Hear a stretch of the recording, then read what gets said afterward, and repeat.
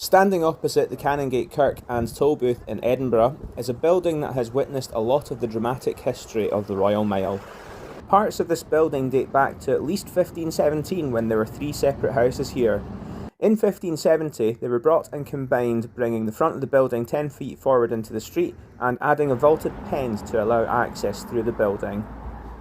In the early 17th century, an additional tenement was constructed at the back of the eastern side of the building, which was shortly followed by the addition of Aitchison House in 1633.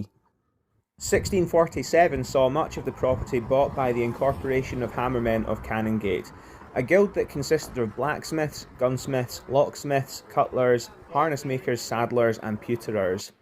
They converted two of the attic spaces into a meeting room, and in 1648 added two more tenements to the southwest of the close, completing the area that you can see today.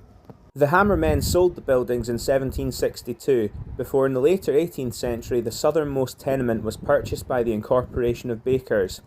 They introduced a bakehouse, giving the close the name it still bears today. You might recognise Bakehouse Close from Outlander, or even from the Netflix adaptation of Frankenstein. Like much of the Canongate, Bakehouse Close declined as the years progressed into the 19th century. Aitchison House became a notorious brothel, and high numbers of people lived in the surrounding buildings. By 1871, around 250 people were living here. It was also during the 19th century that the western building became known as Huntly House. This was due to a research error that placed the building as the lodging of George Gordon, 1st Marquess of Huntly during the early 1600s. The city of Edinburgh saved Huntly House from an uncertain future in 1924 when it purchased the properties along the west side of the close. The local authority spent several years connecting the buildings internally and renovating the dilapidated spaces before opening as the Huntly House Museum in 1932.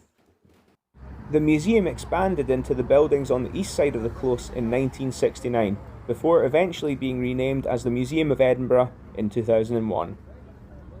Entry to the museum is free, and along with the historic buildings you can see objects from the city's past, displays on Edinburgh's old and new towns, and items that belong to Edinburgh's favourite dog, Greyfriars Bobby.